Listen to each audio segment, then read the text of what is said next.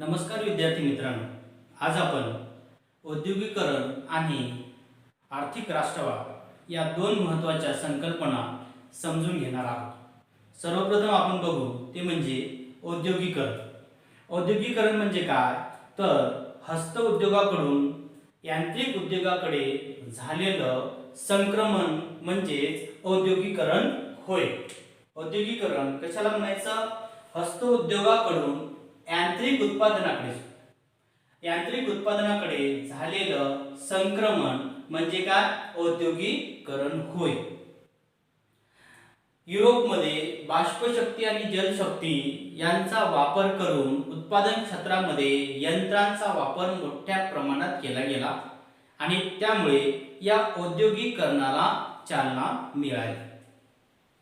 आता औद्योगिकरणामध्ये भांडवलशाही अर्थव्यवस्था अपेक्षित असते किंवा भांडवलशाही असणे आवश्यक असते. तर भांडवलशाही कशाला म्हणायचं की या उद्योगांमध्ये लागणारं जे भांडवल आहे, भांडवल म्हणजे पैसा, हा पैसा गुंतवणारा एखादा वर्ग अस्तित्वात असणं गरजेचं असते आणि असा वर्ग युरोपमध्ये म्हणजे इंग्लंडमध्ये अस्तित्वात आला आणि त्यालाच भांडवलदार वर्ग असं म्हटलं गेलेलं आहे.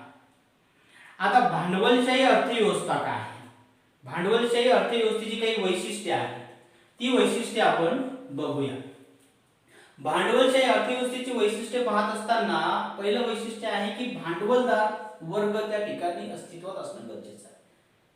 कारण औद्योगिकरणामध्ये मोठमोठ्या उद्योगांची निर्मिती करण्यासाठी भांडवलाची गरज असते, म्हणजेच पैशाची गरज असते आणि हा पैसा गुंतवणारा भांडवलदार वर्ग त्या ठिकाणी निर्माण होणं, अस्तित्वात असणं आवश्यक असते. दुसरं वैशिष्ट्य आहे की वस्तू कमीत कमी खर्चात तयार करणं अपेक्षित आहे. म्हणजे त्या कारखान्यामध्ये, त्या उद्योगांमध्ये जी वस्तू निर्माण केली जाते ती वस्तू कमीत कमी खर्चामध्ये निर्माण होणं अपेक्षित आहे. कमीत कमी जर खर्च लावला आणि त्या वस्तूचं उत्पादन झालं तर त्या वस्तूची विक्री किंमत सुद्धा आपल्याला कमीत कमी ठेवता येईल आणि कमी जर त्या वस्तूची किंमत असेल तर ग्राहक ती वस्तू मोठ्या प्रमाणात खरेदी करतील आणि त्यामुळे त्या वस्तूवर त्या भांडवलदाराला मोठ्या प्रमाणात नफा मिळू शकतो हे अपेक्षित असते. श्रमाचा मोबदला कमी दिला जातो. भांडवलशाही अर्थव्यवस्थेची महत्त्वाच्या वैशिष्ट्यांपैकी हे एक वैशिष्ट्य आहे की श्रमाचा मोबदला कमी दिला जातो. म्हणजे एखादी वस्तू आहे, ती वस्तू जर तुम्हाला कमीत कमी खर्चामध्ये तयार करायची असेल तर त्या वस्तूसाठी लागणारा कच्चा माल आणि त्या वस्तूच्या निर्मितीमध्ये वापरले जाणारे जे श्रम आहे त्या श्रमाला आणि कच्च्या माला हा तुम्हाला कमीत कमी किमतीला मिळायला पाहिजे, तेव्हाच एखादी वस्तू आपण कमीत कमी किमतीला विकू शकतो आणि भांडवलदार वर्ग श्रमाचा मोबदला अतिशय कमी स्वरूपामध्ये देत असतो. आफ्रिकेमधील अनेक लोकांना गुलाम म्हणून युरोपमध्ये विकलं जायचं आणि या गुलामांकडून मोठ्या प्रमाणात त्यांचे श्रम वापरले जायचे. त्यांना कोणताही मोबदला दिला जात नव्हता, अतिशय कमी मोबदला दिला जायचा आणि त्यामुळे त्यांचे श्रम वापरून त्या ठिकाणी मोठ्या प्रमाणात उत्पादन केलं जात असे. त्यानंतर अधिक नफा मिळवणे हे सुद्धा भांडवलशाही अर्थव्यवस्थेचं वैशिष्ट्य आहे. खाजगी मालकी म्हणजे भांडवलशाही अर्थव्यवस्थेमध्ये जे उद्योगधंदे असतात ते खाजगी मालकीचे असतात, सार्वजनिक मालकीचे नसतात. सार्वजनिक मालकी म्हणजे सरकारच्या मालकीचे, शासनाच्या सरकारच्या मालकीचे नसतात, तर खाजगी मालकीचे असतात. खाजगी मालकी असते तेव्हाच भांडवलदार त्या ठिकाणी त्या उद्योगधंद्यातून मोठ्या प्रमाणात नफा मिळवत असतो. वस्तूंची किंमत कमी ठेवणे हे अपेक्षित असते.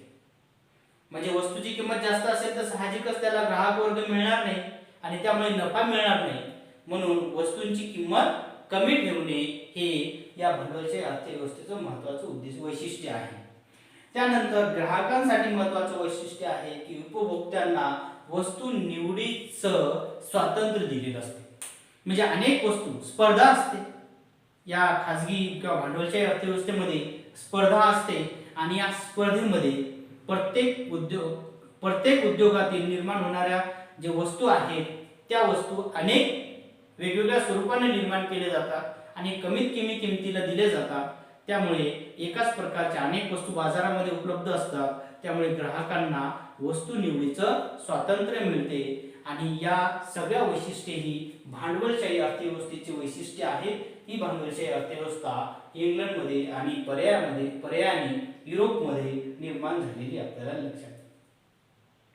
आता इंग्लंडमध्ये जे औद्योगिकरण झालं ते औद्योगिकरण कशा पद्धतीने झालं त्याच्यावर सुद्धा आपण एक नजर टाकू. इंग्लंडमध्ये या औद्योगिकरणाला सुरुवात झाली याचं महत्त्वाचं कारण त्या ठिकाणी झालेलं जे संशोधन आहे किंवा वेगवेगळे जे यांत्रिक शोध लागले हे एक कारण आहे.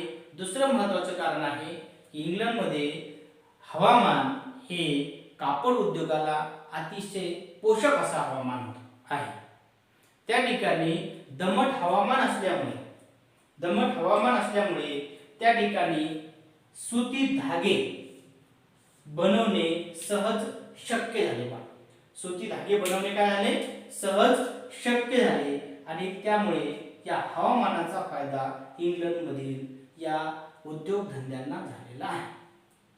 दुसरं महत्त्वाचं कारण आहे की त्या ठिकाणी लोह खनिज व कोळशाच्या खाणी मुबलक प्रमाणात उपलब्ध होत्या. लोह खनिज आणि कोळशाच्या खाणी मुबलक प्रमाणात उपलब्ध असल्यामुळे यांचा वापर उद्योगधंद्यांमध्ये केला जाऊ लागला.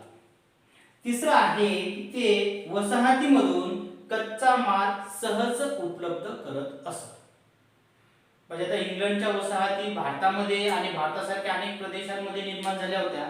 त्यामुळे या वसाहतीमधून कोणत्याही उद्योगामध्ये वापरला जाणारा जो कच्चा माल आहे हा कच्चा माल सहज उपलब्ध होत असे. म्हणजे आता उदाहरण द्यायचं झालं तर भारतामध्ये मोठ्या प्रमाणात कपाशीचं म्हणजे कापसाचं उत्पादन केलं जायचं आणि हे उत्पादन झाल्यामुळे इंग्रज या भारतामधून मोठ्या प्रमाणात हा जो कापूस आहे तो इंग्लंडमध्ये घेऊन जात असत आपल्या नाविक शक्तीच्या जोरावर आणि त्या ठिकाणी त्याच्या या कच्च्या मालावर प्रक्रिया करून तयार झालेला जो पक्का माल आहे तो पुन्हा भारतामध्ये आणून मोठ्या प्रमाणात नफा मिळेल अशा किमतीला विकत असत. म्हणजे फक्त भारतामध्येच इंग्रजांची वसाहत होती अशी नाही, अनेक प्रदेशांमध्येही वसाहती होत्या. या सगळ्या वसाहतीचं शोषण करण्याचं काम या इंग्रजांच्या या व्यापारी धोरणांमुळे झालेलं आहे. मग आता फक्त सहज मोठ्या प्रमाणात हा कच्चा माल त्यांना उपलब्ध होत असे असंही नाही, तर त्यांना त्यांच्या नाविक सामर्थ्याच्या जोरावर बाजारपेठा सुद्धा मिळाल्या होत्या. बाजारपेठा कोणत्या? की ज्या ठिकाणी वसाहत आहे त्याच ठिकाणी ते तयार झालेला पक्का माल विकत असत आणि नफा मिळवत असत. त्यानंतर किंमत कमी ठेवली त्याने, तुलनेनं किंमत कमी असते. म्हणजे जेवढा खर्च त्या उत्पादनावर झाला त्यापेक्षा जास्त किंमत होती, परंतु तीच वस्तू त्याच बाजारपेठेमध्ये त्याच प्रकारची वस्तू जास्त किमतीला विकल्या जात असे आणि यांची वस्तू कमी किमतीला विकल्या जात असे. त्यामुळे निश्चितच किंमत कमी असल्यामुळे या इंग्रजांनी तयार केलेल्या मोठ्या प्रमाणातल्या ज्या वस्तू होत्या म्हणजे कपडा असेल, हा कपडा त्या बाजारपेठांमध्ये विकला जात होता आणि या व्यापाऱ्यांना नफा मिळत असे. श्रम उपलब्ध झाले. श्रम म्हणजे कामगार वर्ग. जसं मी तुम्हाला आधी सांगितलं की आफ्रिकेमधील अनेक लोकांना गुलाम म्हणून युरोपमध्ये नेलं जायचं आणि त्यांच्याकडून मोठ्या प्रमाणात काम करून घेतलं जायचं. त्यांचा मोबदला हा अतिशय न्यून असायचा. त्यामुळं श्रमांची उपलब्धता या वसाहतीमधूनच झाली आणि या सगळ्या या धोरणांमुळे भारतावर निश्चितच या इंग्रजांच्या धोरणामुळे वाईट परिणाम दिसून आले.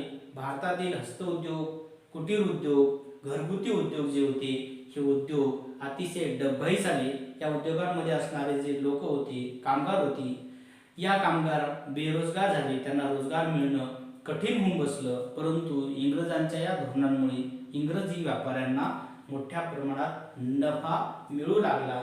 अशा पद्धतीनं या औद्योगिकरणामुळे निश्चितच व्यापारी आणि या वसाहतींमध्ये असणारे जे युरोपियन राष्ट्र होते या राष्ट्रांना फायदा झाला, परंतु वसाहतींचं मोठ्या प्रमाणात आर्थिक शोषण या इंग्रजांकडून झालेलं आहे. म्हणजे औद्योगिकरणाला युरोपमध्ये सुरुवात झाली आणि या औद्योगिकरणामुळे उत्पादन वाढलं आणि उत्पादन वाढल्यामुळे बाजारपेठा ह्या गरजेच्या वाटू लागल्या, कारण वस्तू विकायची आहे त्यासाठी बाजारपेठ पाहिजे आणि या बाजारपेठेच्या शोधामधूनच मग आर्थिक राष्ट्रवाद उदयास आला आणि आर्थिक राष्ट्रवादामधून साम्राज्यवाद उदयास आलेला आहे. आता आपण बघू आर्थिक राष्ट्रवाद काय आहे. आर्थिक राष्ट्रवाद म्हणजे काय आधी समजून घेऊ. त्यासाठी राष्ट्रवाद म्हणजे काय पहिले आपल्याला समजून घेणं गरजेचं आहे. राष्ट्रवाद कशाला म्हणायचं? राष्ट्रवाद म्हणजे आपण सगळे एक आहोत. राष्ट्रवाद म्हणजे काय? आपण सगळे एक आहोत ही भावना होय. आता लोकांच्या मनामध्ये जेव्हा आपण सगळे एक आहोत म्हणजे एकात्मतेची भावना निर्माण होते, तेव्हा त्या लोकांच्या मनामध्ये राष्ट्र ही संकल्पना निर्माण होते. मग आता आपण सगळे एक आहोत ही भावना लोकांच्या मनामध्ये अनेक बाबीवर आधारित असते. अनेक गोष्टीवर एकात्मतेची भावना लोकांच्या मनामध्ये निर्माण होऊ शकते. मग आता ते कोणते की एकाच देशाचे रहिवासी असतील तर लोकांच्या मनामध्ये आपण सगळे एकाच देशाचे रहिवासी आहोत म्हणून आपण एक आहोत ही भावना निर्माण होते. असं झालं तर मग त्या ठिकाणी राष्ट्र ही भावना निर्माण होत असते. त्यानंतर वंशाच्या आधारावर सुद्धा लोकांच्या मनामध्ये एकात्मतेची भावना निर्माण होऊ शकते. वंशाने एकच असल्यामुळं आपण सगळे एक आहोत अशी भावना सुद्धा निर्माण होऊ शकते. धर्माच्या आधारावर एकात्मतेची भावना निर्माण होऊ शकते. या अनेक घटना अनेक बाबी ज्या आहेत त्या आधारावर लोकांच्या मनामध्ये एकात्मतेची भावना निर्माण होऊ शकते. उदाहरणार्थ काही दिवसापूर्वी भारत आणि चीन यांच्यामध्ये सीमावाद हा मोठ्या प्रमाणात वाढला होता. या सीमावादामध्ये भारतीय लोकांनी आपण सगळे एक आहोत, भारताचे नागरिक आहोत म्हणून आपण चीनचा विरोध केला पाहिजे या दृष्टिकोनातून एकात्मतेची भावना भारतीय लोकांच्या मनामध्ये निर्माण झाली आणि तेव्हा भारतीय लोकांच्या मनामध्ये राष्ट्र ही भावना निर्माण झाली होती. त्याला आपण राष्ट्रवाद असं म्हणतो.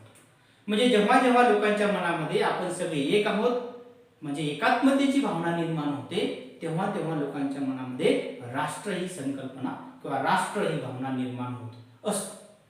मग आता याला आर्थिक जोड दिली आपण की मग तो काय होतो? आर्थिक राष्ट्रवाद. मग तो काय होईल? आर्थिक राष्ट्रवाद.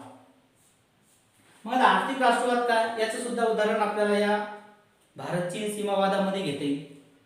जेव्हा भारत आणि चीन यांचा सीमावाद निर्माण झाला, जेव्हा झाला तेव्हा भारतीय लोकांनी चीनी वस्तूंचा बहिष्कार केलेला आहे.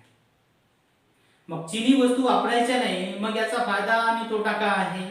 जर आपण चीनची वस्तू वापरली नाही, भारतामध्ये तयार झालेल्या जर वस्तू वापरल्या, दैनंदिन जीवनातली कोणतीही वस्तू असो, तर मग चीन ज्या वस्तू विकून खूप मोठ्या प्रमाणात नफा मिळवतो आणि जो मिळालेला नफा आहे तो नफा त्यांच्या सैन्य शक्ती बलिष्ठ करण्यासाठी वापरतो किंवा तो पैसा सैन्य शक्ती अधिक सुदृढ करण्यासाठी वापरतो आणि ते सैन्य शक्ती भारताच्याच विरुद्ध वापरत असेल तर मग आपण या चीनला मिळणारा जो नफा आहे या वस्तू मधून जो मिळतो आहे त्या वस्तूच विकत घेतल्या नाही तर हा नफा त्यांना मिळणार नाही. ही एक भावना जी आहे किंवा अशी भावना कोणत्याही देशाच्या मनात नागरिकांच्या मनात निर्माण होत असेल, ही भावना म्हणजेच आर्थिक राष्ट्रवाद होय. मग आता आर्थिक राष्ट्रवाद त्या काळामध्ये 17व्या 18व्या 19व्या शतकामध्ये कशा पद्धतीनं उदयास आला आणि याच्यातूनच मग साम्राज्यवाद कशा पद्धतीने निर्माण झाला ते सुद्धा आपण बघू.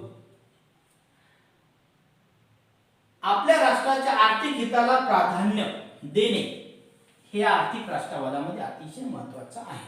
आपल्या राष्ट्राच्या आर्थिक हिताला प्राधान्य देणे म्हणजे भारताच्या अर्थव्यवस्थेसाठी ज्या चांगल्या बाबी आहेत त्या जर एखाद्या व्यक्ती करत असेल किंवा त्या देशातले नागरिक करत असतील तर त्या लोकांच्या मनामध्ये आर्थिक राष्ट्रवाद निर्माण झाला असं म्हणता येईल. आता त्या काळाला आपण आर्थिक राष्ट्रवाद बघू. मग आता हा आर्थिक राष्ट्रवाद केव्हा होता? आता त्या काळामध्ये भारतातली परिस्थिती वेगळी होती, पण युरोपमधली वेगळी होती. युरोपमध्ये देश काय आहे, राष्ट्र काय आहे, ह्या भावना रुजल्या होत्या. युरोपियन लोकांनी त्या काळामध्ये मोठ्या प्रमाणात औद्योगिकरण केलं. मग ते इंग्लंडमध्येच झालं असं नाही, फ्रान्समध्ये झालं, जर्मनीमध्ये झालं, त्यानंतर पोलंडमध्ये झालं, पोर्तुगालमध्ये झालं. या सगळ्या राज्यांमध्ये औद्योगिकरणाला सुरुवात झाली आणि औद्योगिकरणामधून उत्पादन वाढलं आणि उत्पादन वाढल्यामुळे बाजारपेठांचा शोध घेणं गरजेचं पडलं आणि बाजारपेठा वाढल्यामुळे वसाहतवाद वाढला. आता हा जो राष्ट्रवाद आहे, आर्थिक राष्ट्रवाद, तो काय सांगतो की आपल्या राष्ट्राच्या आर्थिक हिताला प्राधान्य द्यायचं, की आपल्या देशाचं आर्थिक उद्दिष्ट साध्य होईल याला प्राधान्य द्यायचं. मग यासाठी आपल्या देशामध्ये निर्माण झालेल्या वस्तू आपणच खरेदी करायच्या असं नाही, तर लोकांना सुद्धा खरेदी करण्यासाठी भाग पाडायचं, दुसऱ्या देशातील लोकांना भाग पाडायचं, किंवा वसाहतीमध्ये त्या वस्तू विकायच्या आणि तिथल्या लोकांना खरेदी करण्यासाठी त्यांना भाग पाडायचं. त्यानंतर आहे आर्थिक नाकेबंदी. आर्थिक नाकेबंदी काय आहे? की आर्थिक नाकेबंदी म्हणजे एखादं राष्ट्र जर आर्थिक मदत करत असेल आणि त्या आर्थिक मदतीवर एखादं दुसरं राष्ट्र जर स्वतःचा विकास करत असेल आणि संबंधित राष्ट्राला प्रतिस्पर्धी होत असेल, तर या प्रतिस्पर्धी राष्ट्रांची आर्थिक नाकेबंदी करणं हे सुद्धा आर्थिक राष्ट्रवादामध्ये अपेक्षित आहे. जकात वाढवणे, आयात निर्यात बंदी. आयात निर्यात बंदी काय आहे, जकात वाढवणे काय आहे, दोन्ही मुद्दे आपण सोबत बघू. आता जकात वाढवणे काय आहे की एखाद्या देशाकडून संबंधित दुसऱ्या देशामध्ये जर एखाद्या वस्तू विकल्या जात असतील, म्हणजे त्या देशामध्ये ती आयात केली जात असेल, ही आयात निर्यात जी असते यावरती संबंधित देश कर लावत असतात. जसं चीनमधून भारतामध्ये एखादी वस्तू आयात केली जात असेल तर त्या आयातीवर जकात लावली जाते, म्हणजे कर लावला जातो, सीमा शुल्क, वेगवेगळे कर लावले जातात. आता हे जे कर लावलेले आहेत त्या कराचं रूपांतरण त्या वस्तूंच्या किमतीमध्ये होते. म्हणजे एखादी वस्तू चीनमधून आपल्या भारतामध्ये आयात केली जात असेल, उदाहरणार्थ हा पेन आहे, हा चीनमधून भारतामध्ये आयात केला जातोय. चीनमध्ये याची निर्मितीची किंमत ठरलेली आहे, चीनला हा पेन 5 रुपयाला विकायचा आहे, पण भारत सरकारनं या पेनवरती 5 रुपये टॅक्स लावला, सीमा शुल्क लावलं, तर चीनला 5 रुपयाला विकायचा आहे आणि सीमा शुल्क 5, म्हणजे भारतामध्ये आल्यानंतर हा 10 रुपयाला विकला जाईल. तुलनेनं हा पेन भारतामध्ये तयार झाला, हाही 5 रुपयालाच विकायचा आहे, मग हा 10 रुपयाचा आहे आणि हा 5 रुपयाचा आहे. म्हणजे काय होईल, ग्राहक हा 5 रुपयाचा पेन खरेदी करतील, 10 रुपयाचा करणार नाही. म्हणजे भारताची अर्थव्यवस्था किंवा भारत सरकार आपला जो पैसा आहे किंवा ग्राहक जे आहेत त्यांना आपल्या देशामधला पेन विकतील आणि नफा सरकारला मिळू शकते, दुसऱ्या देशाला मिळणार नाही. हे झाले देशामधलं. परंतु त्या काळामध्ये वसाहती होत्या, कारण यांना फक्त इंग्लंड पुरतच भूपृष्ठावरच तेवढंच मर्यादित नव्हतं, तेवढ्या प्रदेशावर यांचे निर्णय मर्यादित नव्हते, तर यांच्या अनेक वसाहतीमध्ये हे निर्णय लागू केले जायचे. म्हणजे आयात निर्यातवर बंदी केली जायची, जकात वाढवले जायचे, वसाहती स्थापन केल्या जायच्या.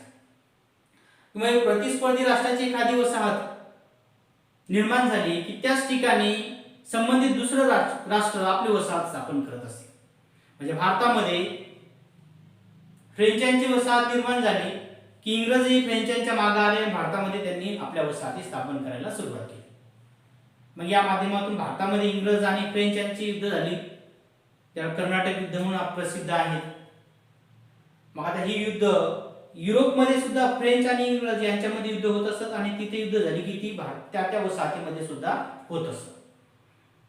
म्हणजे यामध्ये वसाहतीमध्ये सुद्धा या दोन प्रतिस्पर्धी राष्ट्र युद्ध करत असत, कारण त्यांना आर्थिक नफा मिळवणं अपेक्षित असेल. वसाहती स्थापन करणे, प्रसंगी युद्ध करणे. जसे मी तुम्हाला आताच उदाहरण दिलं की कर्नाटकची 3 युद्ध भारतामध्ये प्रसिद्ध आहेत, जी इंग्रज आणि फ्रेंच यांच्यामध्ये झाली आहेत.